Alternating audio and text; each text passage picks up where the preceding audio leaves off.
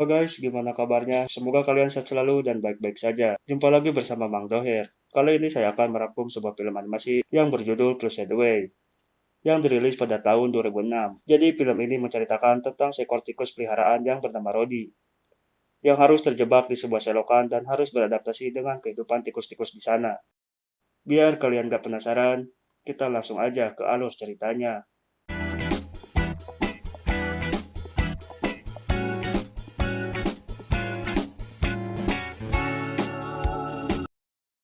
Diawali dengan sebuah keluarga yang hendak mau liburan dan meninggalkan hewan peliharaannya. Come on, Tabitha. Bye, Woody. We don't want to miss our... Hewan peliharaannya itu seekor tikus yang bernama Rodi. Seperti biasa ketika semua orang pergi liburan, Rodi pun keluar dari kandangnya. Nope. Hari-hari Rodi ketika nggak ada orang di rumah hanyalah bermain-main bersama mainan di rumah tersebut. Game point, service. We win, team, we win. Scene pun berganti ke malam hari. Ketika Rodi sedang tidur, tiba-tiba dibangunkan dengan suara sesuatu yang masuk ke rumah itu. I think there's someone in the house. Langsung Rodi pun memeriksanya dan suara itu berasal dari dapur. Kemudian Rodi pun naik ke sebuah meja dan dia dikagetkan dengan tikus yang sedang memakan makanan di meja tersebut. Ah! Lalu si tikus itu pun berniat tinggal selamanya di rumah itu, karena dia sudah nyaman dan banyak makanan di rumah tersebut. Cab. Blah! See? Food! Get! Rodi yang mulai terancam dengan kehadiran tikus itu, Rodi pun mulai berpikir gimana caranya supaya bisa mengusir tikus itu dari rumah tersebut. Kemudian Rodi mempunyai ide dengan cara membodohi tikus itu. Lalu Rodi mengajak tikus itu berendam di sebuah toilet. Dengan niat Rodi ingin menyiramnya supaya tikus itu kembali ke selokan. Right away, sir. That's more like it. Namun tikus itu lebih pintar dari Rodi dan mengetahui niat Rodi yang ingin menyiramnya dan kembali lagi ke selokan. Lalu tikus itu mendorong Rodi dan terjatuh ke dalam toilet tersebut. Tikus itu menyiramnya dan Rodi pun harus tersedot ke dalam saluran toilet itu dan terjatuh di sebuah saluran pembuangan.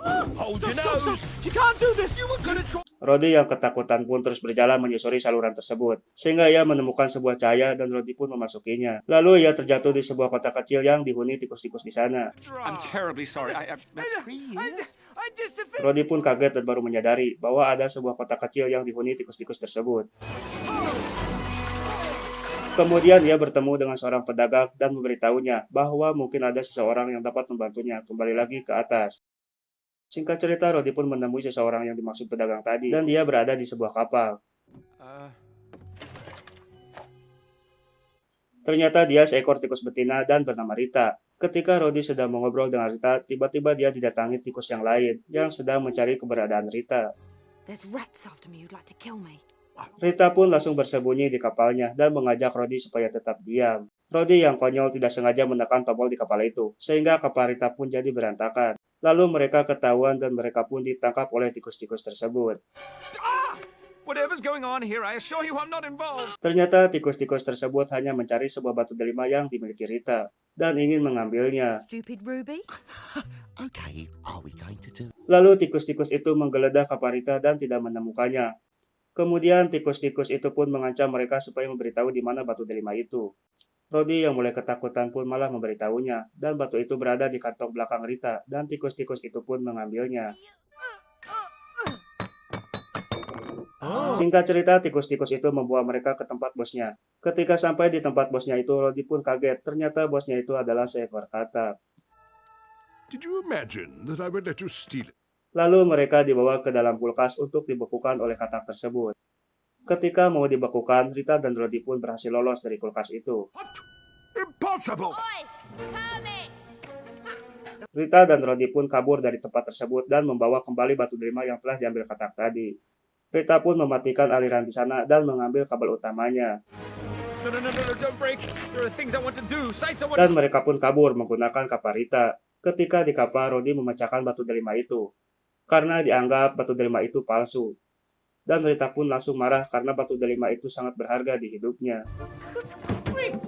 You tried to do somebody a favor. Kemudian Rodi pun meminta maaf dan akan mengembalikannya dengan yang asli, dengan syarat membantunya ke atas dan kembali ke rumahnya. Lalu Rita dan Rodi pun membuat kesepakatan. Singkat cerita, Rita membawa Rodi ke rumahnya, dan Rodi pun kaget ternyata di rumahnya Rita banyak sekali anak-anak. Rodi yang mulai akrab pun bermain bersama mereka. Namun Rodi tidak sengaja mendengar pembicaraan Rita dan ayahnya yang ingin menyerahkan Rodi ke katak itu. Rodi pun langsung pergi sambil membawa kapalnya Rita. So did I. Di tengah perjalanan tiba-tiba kapalnya berhenti karena mengalami kerusakan di mesinnya. Lalu Rodi pun memperbaikinya. Ketika sedang memperbaiki kapal tersebut, tiba-tiba Rita datang dan menyusulnya menggunakan bebek mainan. Dan Rita pun menjelaskan semuanya. Ternyata Rodi hanyalah salah paham. Look, if you're trying to teach me a lesson, consider it. Lalu mereka pun didatangi dua tikus penjahat tadi, dan terjadi kejar-kejaran di selokan tersebut. Singkat cerita, Rita dan Rodi pun berhasil lolos dari mereka. Scene berpindah ke tempat bos katak yang tadi, yang sedang memarahi anak buahnya yang gagal menangkap Rita dan Rodi. Lalu bos katak itu meminta bantuan ke saudaranya, dan saudaranya itu bernama Liprov, untuk mencari dan mengambil kapal utama yang dibawa oleh Rita. The curse, the scourge of... Singkat cerita, pagi pun tiba. Rodi yang masih tidur lalu dibangunkan oleh Rita, dan tiba-tiba mereka dikejutkan dengan Liprov yang sudah ada di kapal mereka. Lalu terjadi perkelahian antara Liprov dan Rita, sambil kapal mereka pun terbawa arus yang cukup deras di selokan tersebut. Rodi pun berusaha mengendalikannya. Au revoir, ma chérie. Ketika kapal mereka terjatuh dari saluran tersebut, Rita dan Rodi pun berhasil naik ke atas dengan menggunakan parasut yang ada di kapal itu. Dan Rita pun harus kehilangan kapalnya yang harus terbawa dan terjatuh di saluran tersebut. Singkat cerita, Rita dan Rodi pun berhasil keluar dari saluran tersebut sambil terbang menggunakan parasutnya. Dan mereka pun tiba di rumah Rodi. Oh, of course, I'm such an idiot. Oh, the dodger. Dan sesuai kesepakatan, Rodi pun memberikan batu delima yang asli yang ada di rumahnya tersebut. Lalu ketika Rita menanyakan tentang keluarganya, Rodi pun seperti kebingungan. Dan Rita pun menyadari bahwa Rodi hanyalah tikus peliharaan yang hari-harinya penuh dengan kesepian. Kemudian Rodi pun mengakuinya. Roddy? Scene berganti ke tikus yang di rumah tersebut yang sedang menonton final sepak bola. Ketika Rodi mengobrol dengan tikus itu, tiba-tiba Rodi menyadari suatu hal tentang final tersebut. Rodi yang berpikir Rita dalam ancaman katak itu. Rodi pun kembali ke selokan tersebut dan dibantu tikus itu di rumahnya. So long, Sid. So long, Rodney. Singkat cerita, Rita pun berhasil tertangkap lagi oleh tikus itu dan membawanya ke tempat bos katak yang tadi. Lalu bos katak itu mengambil kembali kabel utamanya dan memasangkannya.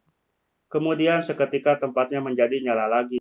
Lalu bos katak itu pun membuka saluran air di sana yang mengarah ke kerumunan tikus yang sedang menonton final sepak bola. Karena dia pikir akan ada banyak yang menyiram toilet di seluruh wilayah tersebut, sehingga terjadi banjir dan menghanyutkan tikus-tikus tersebut. Di sini kita tahu bahwa tujuan bos katak itu hanya ingin melenyapkan tikus-tikus yang ada di sana dan menghanyutkannya. Singkat cerita, Rodi pun menyelamatkan Rita, lalu terjadi perkelahian dengan katak-katak tersebut.